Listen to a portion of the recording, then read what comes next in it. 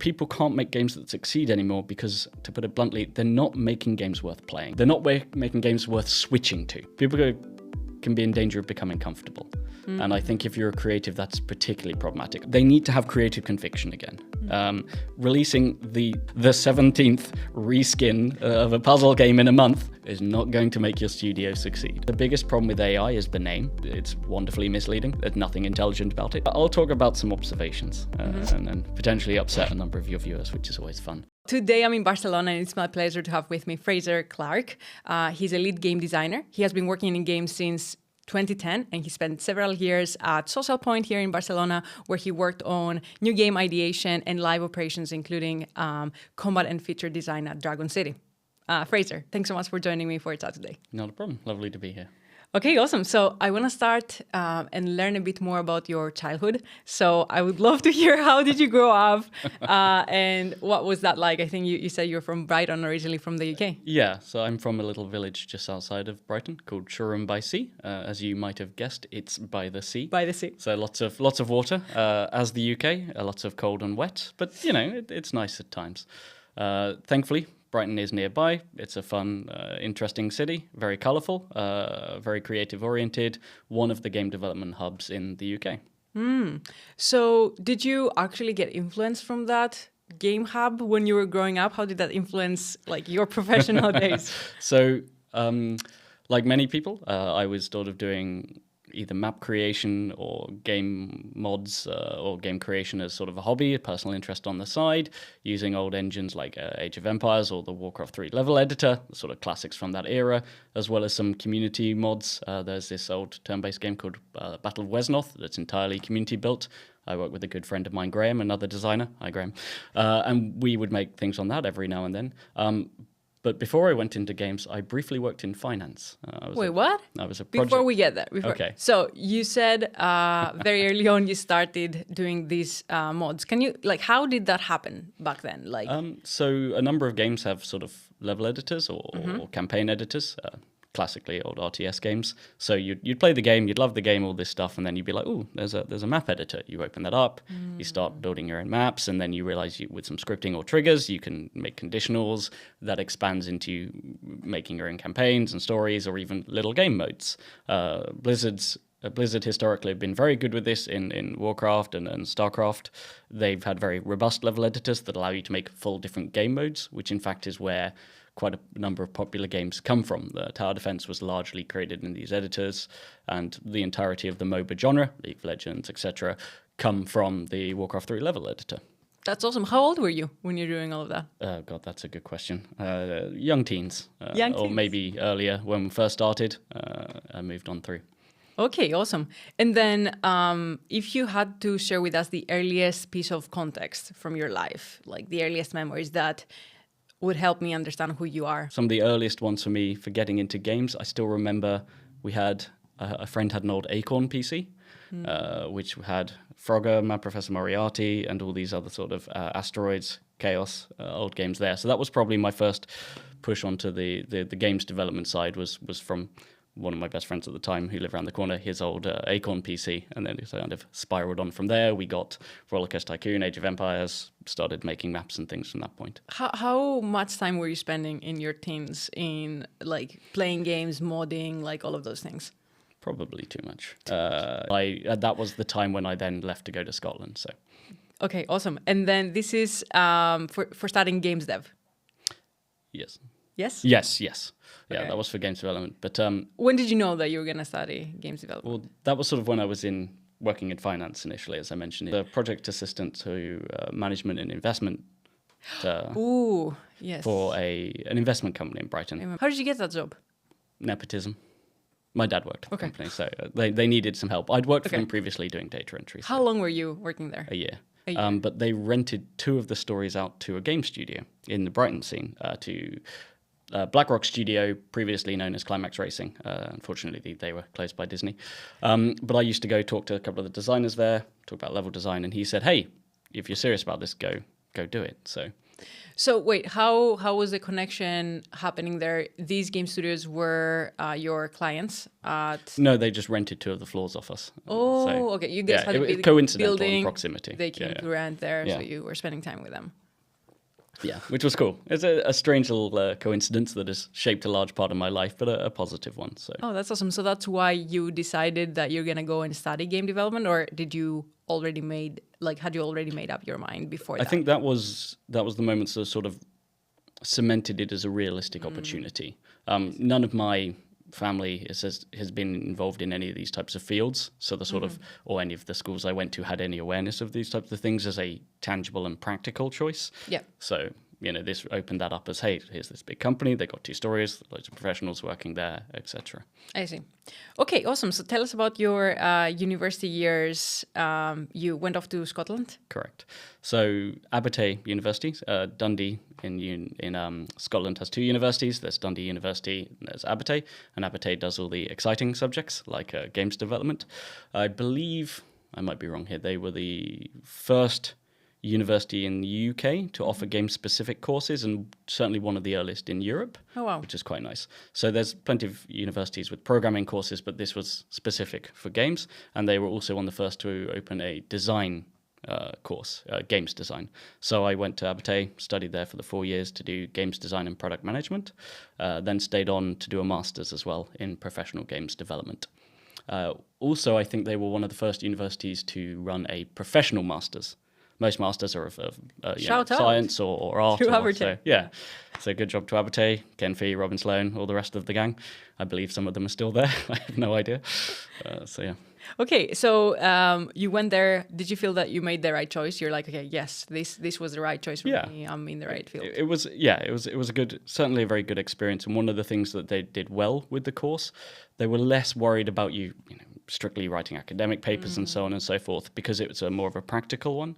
So it was much more about getting used to working with people in other disciplines, which is a big one. So group work, especially as a designer, you really need to broach that and practice that very early on to get more used to the collaboration and working with other people's disciplines to help you gain a mindset of the information they need and the time those things take.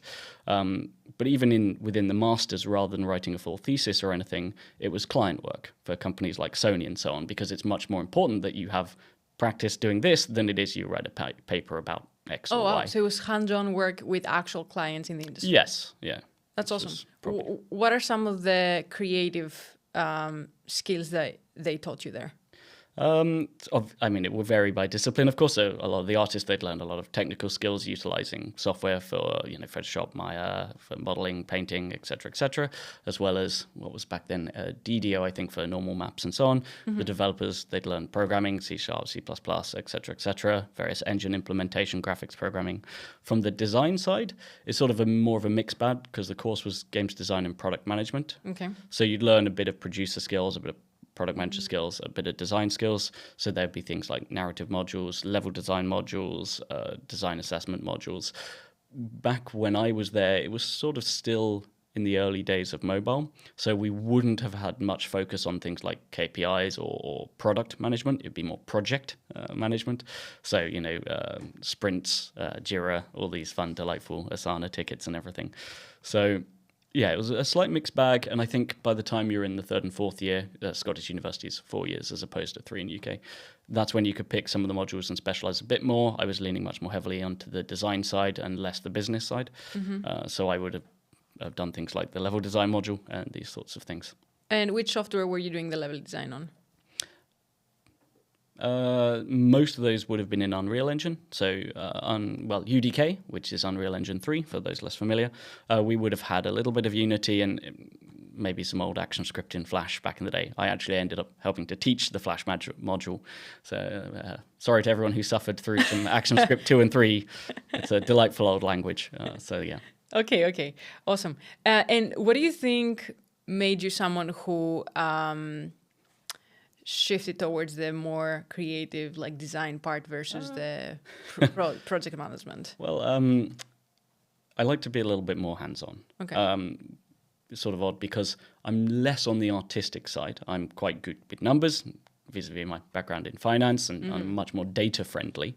But I kind of puts me in a nice bridge because I can empathize with the product managers, but I'm still hands-off on enough to be actually tangibly executing and helping to create things. And games design and other fields exist in an interesting space where, as much as we study and try to understand them and then make them a science, they're still fundamentally an art at their heart. So it's a scientific art form. So it's a really interesting space to try and sit between the two. And that was an interesting one for me because I was wanted to be more creative, but that's always been more my brother and sister's fields. But this was a field that brought in some of the maths and the data knowledge and let me sort of sit between those worlds, so to speak. Okay, got it. So tell us a bit about your early career. You graduated university and then you immediately entered the games industry. So my first games job was at a small startup they maybe weren't a startup at that point, in Brighton called Curb. Curb made what you might call promotional media games. So again, back in time, before user acquisition and big marketing expenses, but still with big marketing budgets, you'd have studios that would make larger games, and then Curb would make the supporting games that would go on the website or the Facebook page or some sort of promotional media. So there was a game series called Infamous that came out. We made a little flash platformer for that, and perhaps the coolest one, there was a TV show on E4 called Misfits. I don't know if you've seen it. It was about a bunch of delinquent kids who were in juvie prison, who had superpowers. And so we made a series of interactive flash games for season 2. We actually won a BAFTA for that, the British Academy Film and Television Awards. We actually got the script early, so we had to do all the NDA things because we knew what was going to happen, and we got some custom footage of, what was the character's name? The guy who got trapped in the coffin. Anyway, it'll come back to me. We had some custom footage and stuff, and that was really cool to work on that one as well. That's awesome. Okay, and during that time, you were a game designer. Yeah, I was brought on as a designer to help, do the gameplay, the balancing, and some of the level layouts for some of these games. Yeah. Awesome. How closely, and obviously we can talk about the follow-on experiences, Sure. How closely do game designers collaborate with all the other functions, and what does the day-to-day look like? Like how much actually hands-on designing, how much do you need to make sure all the rest is also moving forward, etc.? This will obviously vary by company and by market and genre. In mobile, if you're in live operations, so I've done a spread of it, that's probably a little bit less hands-on, depending on where in design you are as well. If you're on content and gameplay, you will be more hands-on. If you're maybe more in the live ops setting, sort of events, scheduling and planning, that's more of a planning thing, so you might be less hands-on with the rest of the disciplines. If you're in development, so new games creation, you probably should be working very closely with your other departments, depending on your seniority. Perhaps if you're like a design director or a creative director, you'll probably be more at the strategic level. So unlikely to be more hands-on unless you're at a smaller company and that is necessary to fulfill that role. So it's a bit of a difficult question to ask in that regard. But for most of your early parts of your career, when you're an associate through to mid-level, through to senior, by necessity, you're going to need to be working very closely with the other disciplines. Predominantly, I'd say development, if you're working on gameplay or gameplay content and systems, because you'll need to work through exactly how you want those interactions to work, the type of things that you might need the developers to implement for you as a designer to then go in and tweak and rebalance and all this stuff. And then, of course, with art, you have quite a strong liaison to assure the visuals align to the sentiment that you want the mechanic to present to the players or how you need to feel. And obviously, if you're working in level design, either you will be a partial environment artist yourself, or you'll need to work very heavily with your environment art team when they do the visual passes, because sometimes visual passes can completely break your intended line of sight and screw with the level balance. And it's an important thing to communicate in advance. So there's lots of tricks you can do when you do that. Like you'll put a rough texture pass on things and be like, anything that is this color needs to stay solid, so I don't change the line of sight, but anything that this color, feel free to adjust the model to be more, if you want an organic space and this now needs to be a tree, that's fine. It's not going to fundamentally alter the intention of the layout here. So help me understand a bit more about the game designer kind of involvement throughout the process. Do you have input before the environment artists start making the assets? Because I assume, right, they need to be given kind of a vision for the environment. Sure. Okay, we're diving more specifically into level design here. Yes. And this would be level design. This is a less of a thing in mobile. This is more sort of on the HD side, so PC and console. I haven't done level design in quite a while, I must confess, because I've been in mobile the last 9 years. So I might be rusty. Apologies to anyone who knows more than me.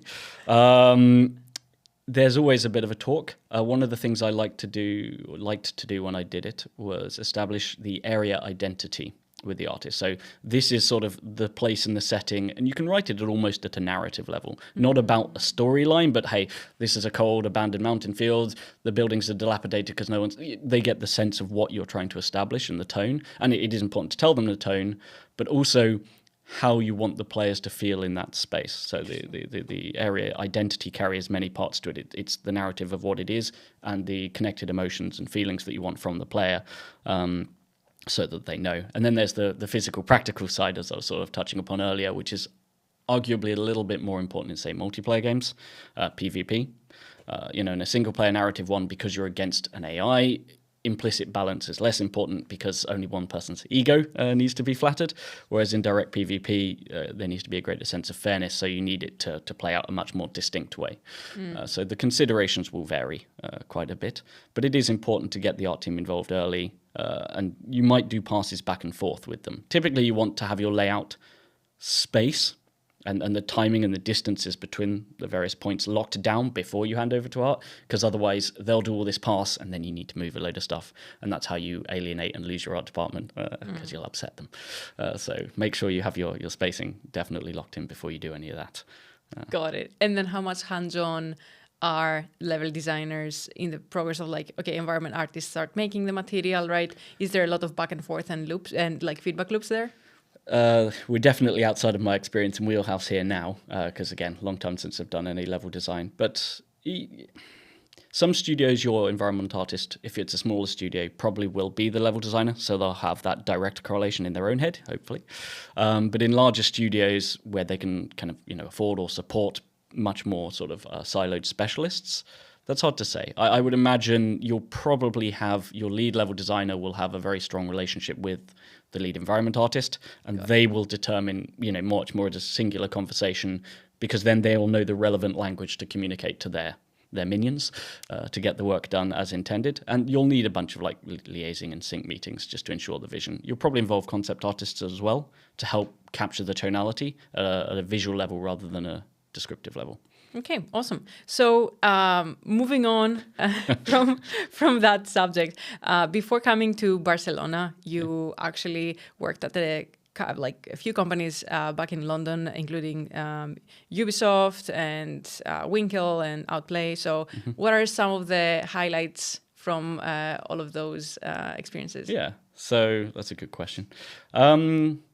Outplay was a fun one. That was they were Scotland's largest mobile developer. They may well still be. Was this your in mobile? This was my first full commitment to mobile. So at Hyperluminal, which was a studio I started with some friends, we did some contract work, including mobile development. Nice. But this was my more full transition period over in. So I joined them for a brief stint in live ops on a tower defense game, and then moved into DevOps for a mobile mid-core strategy game. It was the era where everyone was trying to make their version of Clash Royale. I will call it what it is. And funnily enough, we were making our version of Clash Royale. One of the nice things, some of our differentiations from Clash Royale was things that they have since added to Clash Royale. We had tower troops and we had champions with active abilities. I think they were called heroes in our game and just towers. But, you get to feel nice when other people... It's nothing special. It's just a really obvious thing to do. So we weren't being particularly bright. We were just, just did it earlier, basically. Yeah. But it was a really nice game to work on. And some of the things I was particularly happy with that one is I worked very closely with the development team. I was actually sat with them around me. Nice. And whilst I'm not a developer, I did touch little bits of code here and there, including network code, which is terrifying. I'm surprised they let me. And I did one time fix the lead programmer's maths. He took it in with good grace. So Sebastian, he was a good lad. At Ubisoft, that was an interesting role. It was probably more akin to business intelligence and product manager. In reality, it was advertised as a design role. They had aspirations to make it more of a design role. None of those aspirations manifested, unfortunately. It's the way of life. So I only stayed with them for a while, but it was a very useful time to help reinforce some of that data knowledge and working with data and statistics. I actually got a foundation training in Tableau, which is a data analytics platform. And, it was really good to work with it and see a little bit more hands-on that side of the business. The guys working in the BI department, really, really good guys, and worked with them through, but didn't really scratch the creative itch. So I moved on from then to join Winkle, who was a little London startup. They were making arcade-type games, so hyper-casual, but that's not a gameplay genre. It's a business model. So the gameplay would be sort of small arcade games, and that was a lot of fun, working, again, a very small, agile team, just a handful of us, building these, getting them out for early market testing, trying to make sure they were fun. But then the company did a creative pivot, and they went into digital scratch cards. Okay. Not exactly my preference. Very useful for the economy design practice. There's a big difference between real-world economies and game economies. Game economies can just make things. Real-world economy, that's not how reality works. So trying to balance that was some fun mathematical challenges, as well as having genuine randomness. It has to, for legal reasons, but it has to be testable and infinitely replicatable on those conditions. That was a hell of a challenge. But I moved away from there. I had the lovely invite from the team at Social Point to come join them here in Barcelona. How did you join Social Point? Why did you decide to move on to another country? Well, it was during COVID. One of the heads of studio, a gentleman called Ivan, he messaged me on LinkedIn because I have experience in mid-core gameplay combat design, and that's what they were looking for at the time. So we had some talks. You do all the round of interviews. They'd invited me over to come join them to make new games at Social Point in mid-core, which is sort of what I prefer to do. Did you already know Spanish, or did you learn Spanish for the job? My Spanish is not particularly good. Linguistics is not one of my fortes. I do numbers sometimes. Got it. So I've been learning a little bit, but it's a bit rusty since I've moved abroad again, and I'm just back here visiting currently. Okay. So I think that takes a bit of a risk-taker attitude to just like leave everything back in your home country and just like move. I mean, it's not too far away, but still, like, what drove you to be like, hey, let's move on? There's a couple of parts of that. One is it's easier for me to move around. I don't have children, I don't have mortgages, don't have cars, don't have pets or any of that. So a little bit more of a free agent on that regard. But it's also, I think it's important to challenge your perspective, especially when you work in creative fields. You need to broaden your horizons, and people can be in danger of becoming comfortable. And I think if you're a creative, that's particularly problematic. I think it's problematic for people in general. Yeah. If you don't challenge your perspectives, you double down on believing they're the only thing and the right thing, which is dangerous in many ways. But as a creative, that's a little bit like career suicide. You're ultimately stunting your growth if you stay in one sort of place and perspective, and then you'll only go in that direction. Whereas if you broaden your horizons, you realize there's a lot broader spread of things and inspiration points you can take in. And so that's sort of one of the driving forces is, hey, spent enough time here, let's take a bigger step, let's embrace that risk, because that provides you wonderful opportunities to learn new things and grow into those spaces. And it's just, you meet some fun people along the way as well. Interesting. So getting comfortable is a creative danger. Yes. What other things would you advise creatives to do, except from like moving country, to join another, studio to make sure that they're not getting too comfortable? Yeah, I think this is a fairly standard challenge. I think is addressed in many books. I think a lot of art books are very good at touching upon this. So they encourage you to try drawing in different visual styles, or try something try drawing. If let's say you've done a lot of life drawing, but you do classic certain perspective, they're try to draw people from difficult angles and perspectives, because it's a challenge and you'll completely stuff it up the first few times.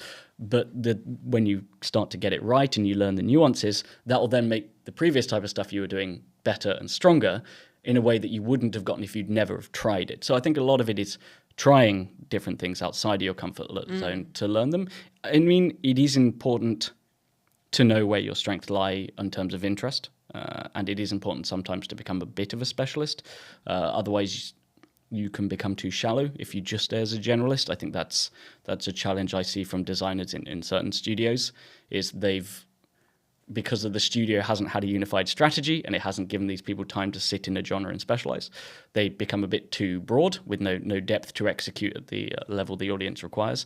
But if you've siloed too deep that way as well, it's a bit of a challenge, right? You need a sort of this shape rather than either this or this. So you've got to diversify your knowledge so you can then bring that into your specialization as fresh perspective. Okay, interesting. So practicing different like types of art or different styles, you think can increase creativity. Where do you get your inspiration from? Like, well, that's part of the reason I travel or live abroad. So 4 countries now. It's because of the way with the internet now and the proliferation of media, Western media becomes sort of self-fulfilling. Yep. It's the same issue with AI where it replicates the same stuff, so it's replicating the same stuff ad nauseum, so you don't see much variance and diversity. So you have to go out and you have to find these weird and wonderful things to change perspective on things. And sometimes they'll just give you a little spark to challenge something, be like, well, maybe if I tried that mechanic this way, or how could I take this weird thing I've read in a book? What would that look like if I tried to make game mechanics that tried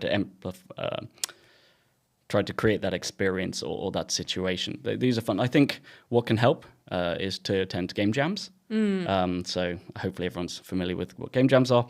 And they set some really interesting themes sometimes. And it's a challenge to try and turn either a single word theme or a notion into a mechanical execution. And as much as possible, try to avoid the obvious ones. Thinking laterally it's hard.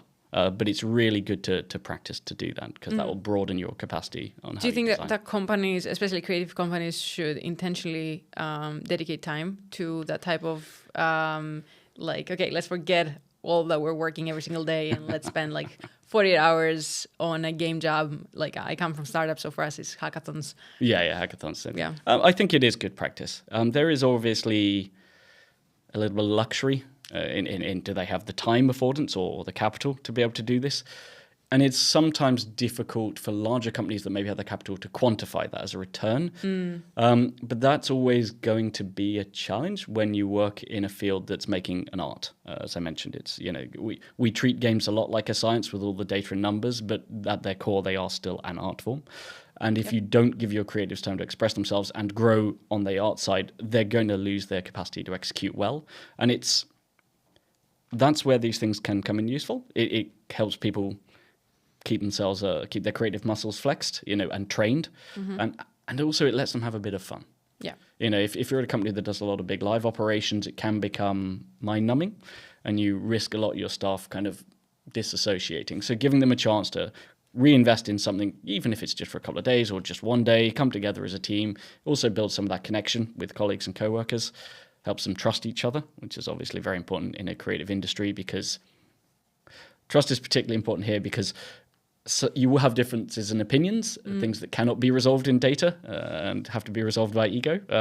And so trust is a good way to help smooth that relationship at times as well. So taking the time for people to do that is going to be healthy for them in that environment as well. Makes sense. Okay, so you come over to Barcelona from London. Tell us a bit about you joined Social Point, obviously, as a lead game designer. What is your day-to-day like? So when I was back at Social Point, I sort of had 3 positions when I was working there. When I first joined, it was supposed to be making new games, but they'd had a strategic pivot, so I was working on ideation, which, context for people, it's doing some market research to find opportunities, and then trying to test the validity of those identified opportunities with fake ad testing or fake creatives. Okay. So that was the first role. Let's talk a bit about that. So how were you doing all of this testing? How big of a team did you have? How did all of this work? Like low level? So the ideation one. So this is a technique that you would have... this sort of the evolution of something that many larger casual studios would have done initially. So they would be like, okay, we have a standard puzzle game, match 3, block, swiper, whichever. And we're curious which of these themes will perform the best. So they'd have a basic version of the game and they quickly palette swap. So they might try astrology, farm animals, tropical beach, whatever theme to see which got better KPIs from the audience. So CTRs, IPMs, all these delightful acronyms. Welcome to mobile games, people. And it made sense in that context. Because so you'd run the campaign with multiple of the symbol at the same time, same environment, same setup, so that the results between the themes was fair, apples to apples, right? And someone said, okay, that's working for that. Can we use it to test full game concepts? And the premise is fine, the idea. So that was what we were trying. So we do market research, standard sort of stuff, find opportunities in the market and come up with proposals of games. And then we would work with the marketing team, marketing outsourcers to try and make creatives for this. So we'd do some storyboarding internally. We'd share this with these outsourcing companies and they'd make us these adverts. So if the theme of the ad was working well, then you might decide to invest on actually making that theme come alive within the game. Okay. For the theme testing, yes, you'd probably use that during the early game development to maybe say, hey, we'll make just a handful of assets for each, enough to test for the adverts, and then that will be the top performing creative will then influence the theme and setting we're doing for this game. Got it, okay. But before even the game is built, you mean? You might have it early in development, but you'd be using placeholder assets at that point anyway. But that's just for the visuals and settings. For a game itself, we found the validity of this testing was not valid. Tell us about it. Yeah, so you'd make these different creatives. You would run identical campaigns very close to each other to avoid seasonality. This is to gain confidence.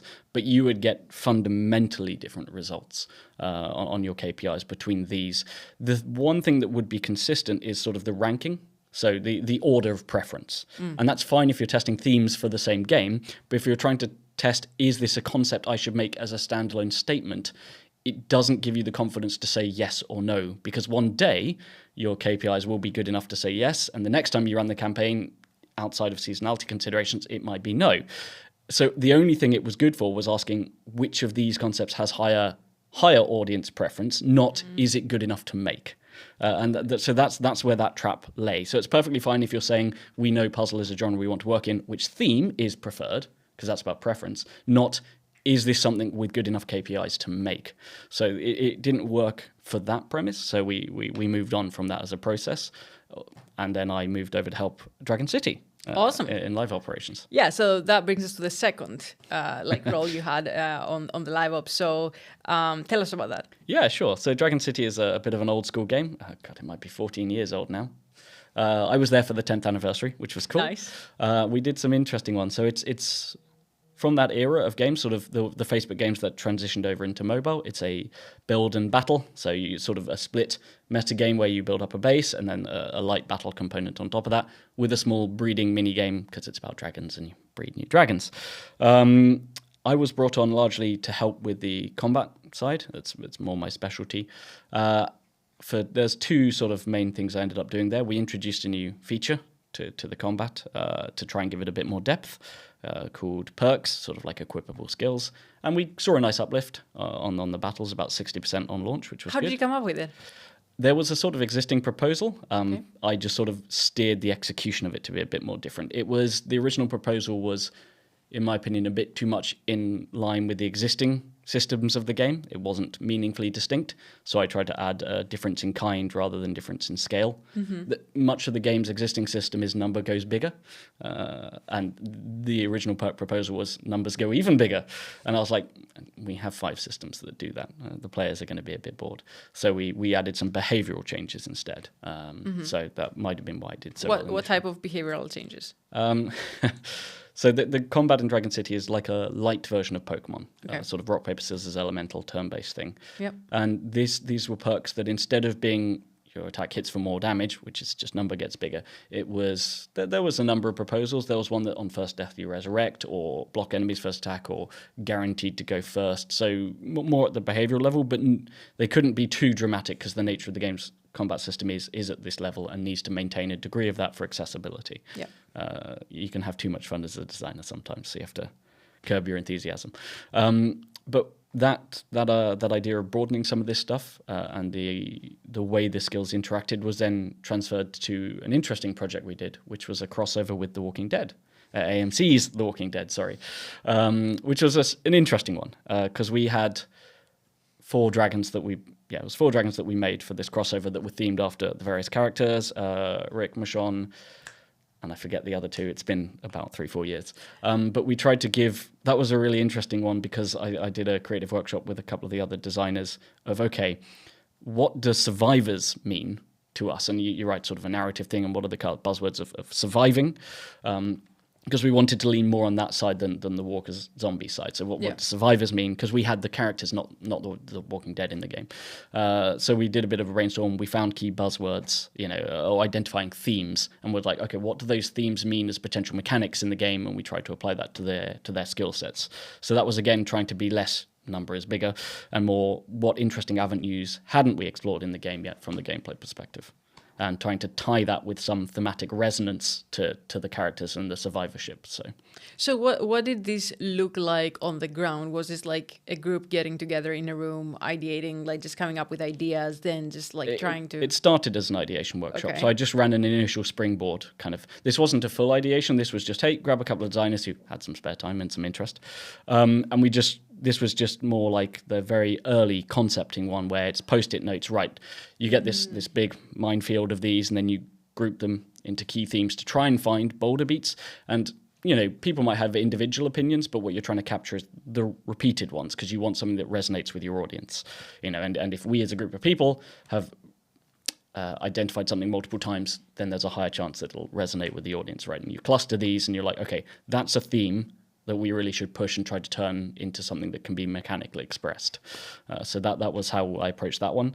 I got most of the initial theming from the sort of early ideation session, and then I'd put proposals together and then share them with some people for review, and we'd discuss implementation as well as feasibility.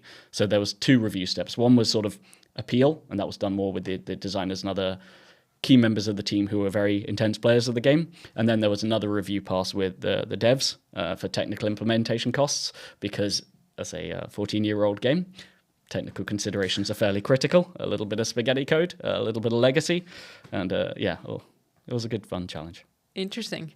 Did you have to expand the team at all during that time to support this new? No. We the team on Dragon Cities was a fairly solid time already, and it's split into little pods. So here's your feature pod, here's your live operation, fairly standard division. And this was granted to the feature pod because it sort of was the next, it was more content than feature, but it was the next thing we were working on was with this big crossover.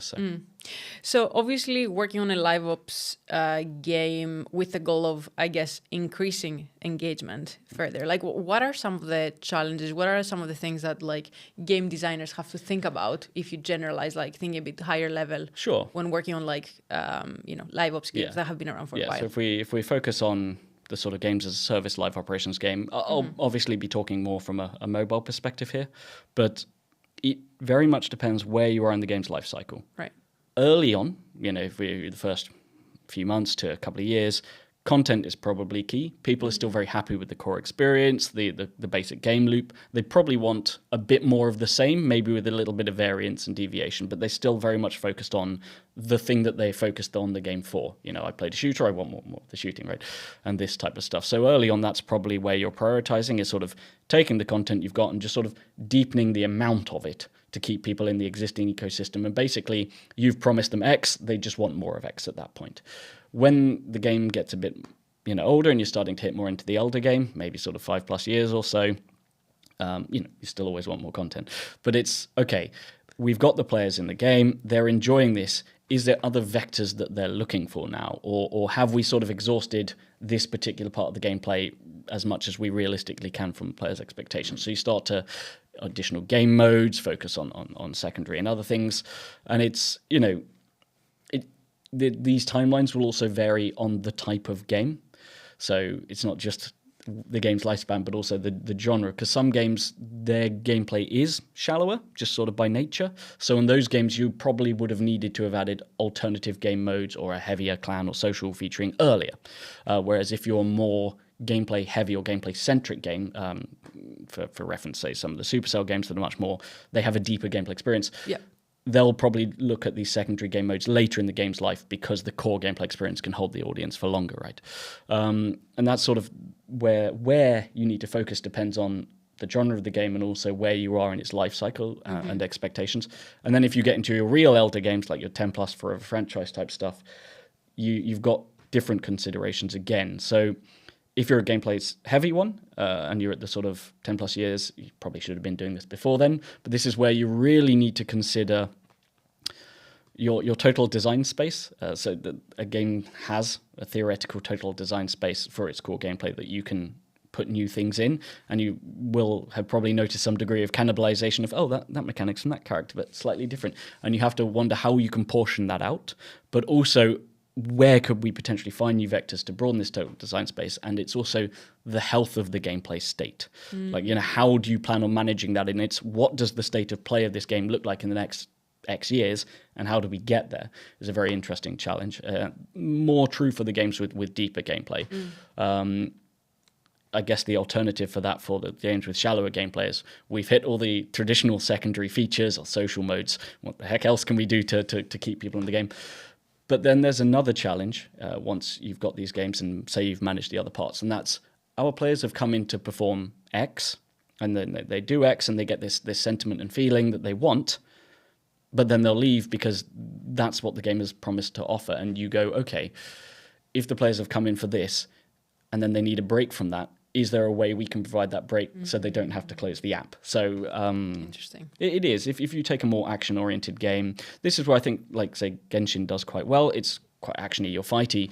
But then if you just want to relax and vibe, it has, like, fishy mini-games and other things. You don't have to be so on the full-on part. You can be on the chill and vibe part. And some games do this with social. You've got I'll do the gameplay and then I'll just chat with people in the clan chat. And it's capturing those different sentiments. So when and if people need a break from the core experience, they don't have to close the app. Interesting. It's a good trick. That's an amazing insight. So from all of these strategies that you went through, are there any specific ones that you've noticed in mobile kind of like give the most results when it comes to like increasing engagement, or it's like case by case and like it's largely going to be case by case from the design side.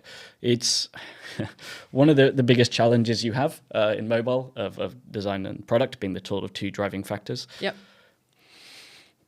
If you see something succeeding in another game and it affects what you might call more classically product metrics, monetization, conversion, that largely, not always, but largely can be shifted between other games. Right. But engagement metrics, i.e. more of the design ones, those tend to be more genre specific. So it's harder to transition things. So things that increased engagement in this puzzle game are unlikely to work in a mid-core title, but the things that increase monetization in the puzzle game still have a reasonable chance of working because of the motivations they work on. The motivations for playing those games and engaging is very different, but your motivations to spend, i.e. need or want, are very similar. So it's much more, you can more readily use inspiration from other titles when you're doing your monetization or your product metrics, but if you're trying to do your design or engagement metrics, you need to be a little bit more aware of the audience's particular sentiments and needs. Super interesting. How closely tied is game design with monetization? It should be very pretty heavily closely. You want to have sort of a sentiment strategy. It's a bit of a strange term going in with the game. It obviously needs to be a nice part of your core loop, but that's been studied to death. There's plenty of articles. You don't need me to talk about that. So I'll talk more from a strategic level, and it's how do you want to approach your monetization? Is this need or is this want?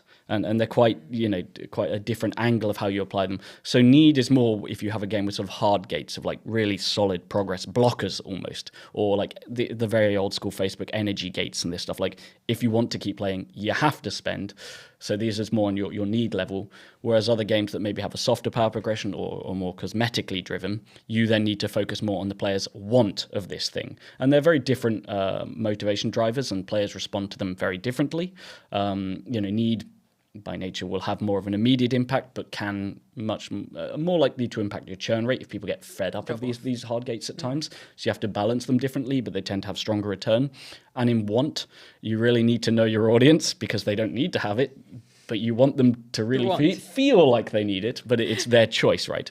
So that's one of the bigger challenges there. And then ad monetization is a whole different field. Most companies nowadays on the advertising side tend to be moving towards rewarded because interstitials make people throw their phone across the room. That's the forced random pop-up ones that make me want to draw blood. Whereas rewarded ads, it's like, hey, I've been enjoying this game. The developers are good people. Yeah, and also I might want the reward. So let's watch the advert and leave the phone on the table while I go do something else. So. Yeah. Do you have any examples of games that that they've done like both of like one of these well? So like an example that has done like the need to buy this and like the want to buy this. Who's good with need? I mean, a lot of the old puzzle games with just the energy system. And most energy systems, good is relative, right? Okay. But that's been effective for them a long time. If it's still effective, I don't know. I haven't worked in casual a long time, and that's typically where you see these energy gates. Hopefully, they've moved away from them because they're pretty dated. They're Facebook era. On the want side, I'll be nice. I'd say some of the any game that's more heavily cosmetic focused, because it's always optional. The Supercell games, they have power progression. They do. But you can relatively easily grind it out. It's not really much of an issue. Maybe more in, say, Brawl and Clash Royale than Clans. Clans is maybe slower because of the nature of it being a 4X game. But even then, you can play the game with no barriers and no need to spend it. It's I'd like that more type sentiment, right? And in Clash Royale, it's I can grind and hopefully I'll get that, but if I really want it, I can drop my credit card, this type of thing. So that's some examples. But awesome. So I also noticed you've been a mentor at Game Barcelona. Yeah, Game BCN. Yeah. Tell us about the program. Yeah, so that's good. So that was when I was at Social Point. We were, nice. I believe they were one of the sponsors of Game BCN. So for your audience, Game BCN is like an indie funding thing. So incubator, thank you. Yeah. So in little studios come together, they want a space, maybe some capital and some connections. Awesome. So that helps put people together as well. It's just based over here in Barcelona. Don't know which way we're facing, so I can't point that way probably. And it's really lovely because they have mentors both in the organization itself as well as outsiders that they invite in to come talk to the teams. They give them an office space to work in. I presume they help with securing funding and capital, and they'll put them in contact with others. So if you've got a team of 4, you don't have an audio producer, they'll find you an audio guy to come help you make your sound effects, this type of stuff. But I think what they do that's particularly nice is they'll try to link you with mentors very relevant to the market that you're targeting. So obviously I was speaking to the guys who are making mobile games. Because I was speaking to the guys and they know some of my history from outside of mobile, I would also give feedback to others who are doing like little indie Steam games and this stuff, but they would have also had more implicit mentors from those market areas as well. That was a really good initiative. Awesome. Yeah, I read it's recognized as one of the leading game programs in Southern Europe. So I'm actually surprised. Like, would you recommend Barcelona as one of the cities someone should move to if they're into Barcelona is definitely one of the really lovely game hubs here in Europe. There's a wealth of people around, in the industry. There's a lot of great developers here as well. So if you're looking for developers, Spanish developers are really strong on that front. There's a lot of good people. And there's a number of studios of a different scale as well. And I think that mix is important because you'll get the people doing all the weird stuff, the people doing the live operation stuff. It is mostly mobile-centric, just as a caveat. But obviously we do have part of Larian, the Baldur's Gate Divinity people over here as well. Ubisoft have a mobile studio. They used to have a non-mobile studio. I'm not sure if they're still here. It's been a while. But yeah, most of Barcelona is mobile-centric. Awesome. Okay, so I want to spend some time on the theme of AI, which we haven't chatted about so far. So I'm wondering, like, from being in the industry, what is the sentiment around AI that you're hearing from creatives? That'll depend who you ask. There's always push and take.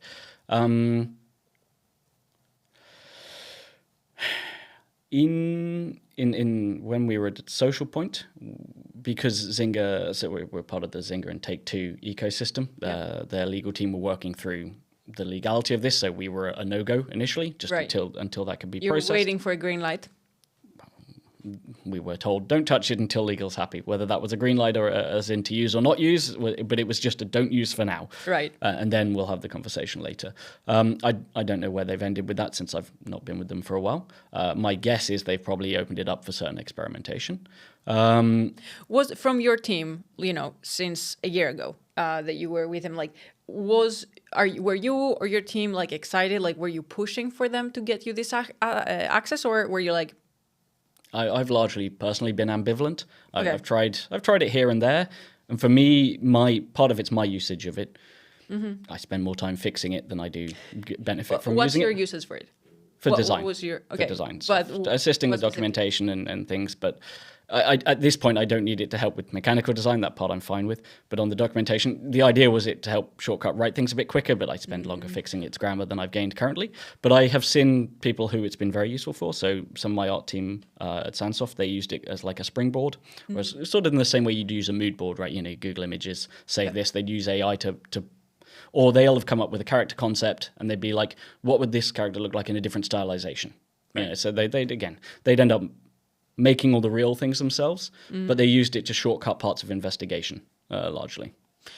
Do you were they positive about it? Like I've heard mixed feelings from, especially creatives in the 2D visual. The team that were using it, it was 2 concept artists, our lead artist / art director, and a 3D artist, and as well as our animator. Actually, I think they all used it. And that was Sandsoft, right? Yeah, that was at Sandsoft. So those guys were pretty chill with it. But again, and that's coming from 2 of them were dedicated concept artists. They've got very good draftsmen, so penmanship skills. They're very good technical executors, and they used it just to shortcut parts. So as I was saying, like they'd do an initial concept and they'd be curious, what does this look like in other visualizations? And then if they liked one, they'd then do their execution on that themselves. Nice. Or to support certain things. Do you foresee any kind of big unlocks from your experience in games that might happen because of AI tech in the next couple of years? I think, as with any new shiny thing, there's an awful lot of noise around them, and there's also a lot of misunderstanding. Where it stands advantage over other things we've heard, say compared to Web3 or any of that, is it is a tool. And tools fundamentally have a higher chance of having impact because they're multifaceted. They can be used in many ways. Like individual tech that does one thing, tool that's broader in application has a much higher chance due to propensity of what it can achieve. So it has a much higher chance of being useful. I think some studios are already using it to moderate success. It isn't just going to solve problems. It's a tool. You still need people to use it. You can't shortcut everything. And it isn't artificial intelligence. The biggest problem with AI is the name. It's wonderfully misleading. There's nothing intelligent about it. It's a probability state machine from a large sample size that culls out on the probability based on previous learnings. But I think someone shared some ones that were beginning to show something closer than intelligence. But again, it's still largely just a probability model. But it's probably more useful at certain points and for testing certain things where that execution polish isn't entirely necessary to the full extent. So perhaps in certain ad creators, for example, because you only see them for a few seconds and you're just waiting for the skip button regardless. So, and because it's from that fixed perspective, and any issues are more manageable, you can hide them or blur them easier. But if you're making full things for games where there's more player agency and control with them, you'll need a stronger polish pass over it to go back against any issues that it could create. I think it's, as with many of these things, it'll probably just be more of a gradual one than any big sudden turnover. And that's probably healthier, fundamentally. We've already seen a number of studios that left as many of their staff, replaced them with AI, and then, funnily enough, the company ceases to exist because it wasn't a smoking gun or a silver bullet. As with any of the things that actually get kept and maintain usefulness, it's a ramp. How steep the ramp is perhaps more of a relevant question, and you'd probably need to be people who are more cognizant of where the trajectory of growth in AI is. I appreciate it seems to have hit some horizon limits on that the early stages of growth are like this, and we're not really sure how it can get past the next steps. But again, you'd have to speak to people who are more on that edge to know what the next event horizon looks like on that. Okay, for your day-to-day, is there any other aspect except documentation that you, you wait for AI to get a bit better to start experimenting on? I mean, if I was doing prototyping for myself, I appreciate there's a number of quite good coding co-pilots for prototyping. Prototyping for none of this code should ever get into the public's hand. It's fresh hell. But if you just want to make an internal prototype to test a mechanic or a particular game like concept, and it doesn't matter if the thing falls over in a week, that's fine. You're definitely good for that. These sort of Unity has some ones. Microsoft has some inbuilt ones now. I forget all the silly names. So it's good for that kind of stuff. And you don't need to be a developer to build these things. But it's not code you would feel proud to give to a developer because it's a complete mess. Okay. And then obviously there's all of these, tools out there that allow people to become creators, whether this is a solo game dev launching up a game. I've seen a couple of those like in a week or so, in a weekend. Yeah. And then obviously there's like people are directing their own movies fully with AI. People, making concept art fully with AI that had no skills. Like you mentioned, your colleagues are actual like they're craftsmen, concept like artists, that, know their art. So nowadays that everyone, can be a creator in a sense, right? People could always have been creative. They just didn't But push like through. they couldn't always like create a movie within like a sustainable time frame that would allow them to also have another job. So I think like today people can so much more easily become a creator. So my question to you is like, what separates true art, right, from this? You could call it like consumer fiddling, where like someone just by being a consumer of these tools can come up with a game, a movie, a piece of concept art. I think that regardless of how it is getting better and it's getting harder to spot the differences. So perhaps that the definition that splits it will need to have everything evolves with time, right? So early on, the definition would have been because you can just spot like this, and people seem to have not a visceral but a notable reaction to AI. They're like, it's got too many fingers, and it kind of ruined it. And but as it gets better, my concern is less on the sort of philosophical question of what of art and all this, and it's more on what does this do to us in terms of trust. Mm-hmm. It's so easy to fake news stories and these things now, and I think that's a much bigger problem than the idea of the ease of becoming a creative. People becoming creatives is good. That's we've been building tooling to do that forever. You have a pencil. Well, now there's a rubber. Good. You can keep working on the same thing. And we've got digital, so you can copy and paste. And then we've got game engines that provide physics. We've always been trying to make that a more easy approach or more accessible. I think AI gets a lot of flack because it's such a broad tool. Yes. It hits, instead of it being a targeted, I'm trying to solve X, which people kind of like because they feel like their problem has been heard. The problem with AI is it feels like for creators, and maybe it's shortcutting too many things at once. I'm guessing. I'm not the public. But we've always been trying to make it, we being humans, trying to make things more accessible, right? So I don't think that's a fundamental issue. My bigger concern with the AI is the aforementioned, like, if it's easier to make things, it's easier to fake things. Yeah. And that's where things start to get much more problematic at both a social and a legal level, right? How can you trust CCTV footage for evidence? And that's I have no answers or solutions, but that's more the concern in my brain. So you're optimistic for the creative space. You're kind of like, what about all of the other spaces where the truth really matters? Yes, that's more where my concern with it lies fundamentally. Makes sense. Yeah. What are some pieces of advice that you'd give to other game designers, game leads like you in this era? There's plenty of people with opinions on tech and AI, so I'm going to leave that to the people who are more informed on that one. I'll talk about some observations and potentially upset a number of your viewers, which is always fun. That's fine. So the last 9 years in mobile, and maybe more prolific in the last 6, is a sort of growing problem. And to explain this problem, we need a bit of context. So I'm going to jump back in history here. When mobile first sort of became a prolific thing as games, so we're not talking about Snake, we're talking about really the rise of games as a service. Yep. And games being more of a business than. So historically, you make a premium thing, you sell it for money, cool. Good. But that business model didn't really work on mobile, so we did the live operations. The games are free, there's microtransactions, and in order to support this, we shifted from maybe more of a creative design-centric mindset to more of a product-centric. So this was the rise of the product manager, and it was the correct thing to do. It's not evil to pay your staff and all this good stuff, right? That was quite a long time ago, and the market was in a very different place back then. And in order to make this work, there was another thing that needed to happen, which was a lot of the designers, when they first came into mobile, they were the fun creators from HD, and they were always reinventing the wheel, coming up with new things, and that wasn't so necessary because the audience that was being introduced to gaming didn't need all that. They hadn't been experienced to games. They were good with proven. So you get your 80% proven, 10% better, 10% new, whatever it happened to be. And this was their kind of mindset, and it made sense, and it was about being risk-averse. Jump forward a bit in time. People have refined their processes, they've gotten much better at live operations, blah, blah, blah. But critically, the market, in terms of the studios and the number of games available, has grown, and we now have market saturation. And this is a bit of a problem now because we've gone so heavily onto the product side and been risk adverse from creativity that people can't make games that succeed anymore because, to put it bluntly, they're not making games worth playing. They're not making games worth switching to.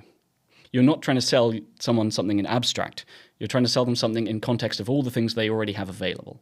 And this is where the big failing is, I think, right now, is there is a mistake which is called risk aversion, because it isn't. They think it's risk aversion by sticking to 80% proven. What they're doing is they're trading creative risk for saturation risk. And this is the big crux that I see happening in a lot of the larger Western studios, where this has been the correct thing that's been working for them, and it's slowing down in effectiveness, but they haven't been introspective enough to say, okay, we went from creative design-oriented to product-oriented, made sense in that market ecosystem, but the market ecosystem now means we need this needle to come back this way a bit. Not completely full to the birth of the mobile industry, but definitely back that other way, a fair way. They need to have creative conviction again. Releasing the 17th reskin of a puzzle game in a month when the previous 13 have already closed less than a week later is not going to make your studio succeed. I did, I think it was on Pocket Gamer, they released a list of like the 70 top soft launch games, and I keep an eye on it, and I did a data track for it for a while, and there's some subjective review in there of what I would consider meaningfully distinct. I'll call myself out on that. But looking at the ones that were not, both in casual, in mid-core, in wherever, there's lots of safe bets. 90% of them were dead within a month. Oh, wow. Yeah. It's like, and then the remaining 10% were largely gone the following month. And it's like, guys, I know you need data. Here you go. Review the games that are not working. And it's understandable. That's the model that worked historically. It was the big transition away from creative and to being more risk averse. But right now it isn't risk aversion. You're just trading creative risk for saturation risk. And I would prefer creative risk because you can control that. You can't control saturation risk. That is external existing market factors. You can try things to, reduce your CPI by theme testing, and within reason that can work. But the problem is games now lack a value statement. You need to be able to tell your customer, or your players, sorry, I've been around product people too long, why your game is worth playing over existing games. Having a slightly different theme isn't going to stop me from playing the game I've already got 3 years in and spent X dollars on. I have an investment there. It's a very difficult value statement. This is also, you saw this in other genres on HD as well. So other genres can saturate a lot quicker. Some genres are sort of single game genres. A classic here would sort of be the MMO genre on PC. The reason nobody beat WoW is they were just trying to build WoW but different, but not offering a different statement to the players. And again, by the time they launched it, people have been playing WoW for 3 years. It had a new expansion of content and this much spending in it. So they didn't work. And it's the same problem we see now in genres that could support multiple, but now they're saturated and there's no space for the same experience being delivered to the customer. Wow, some powerful insights. Some of it's opinion. Okay, awesome. Fraser, thanks so much for having a chat with me today. No problem. Thanks very much. Thanks.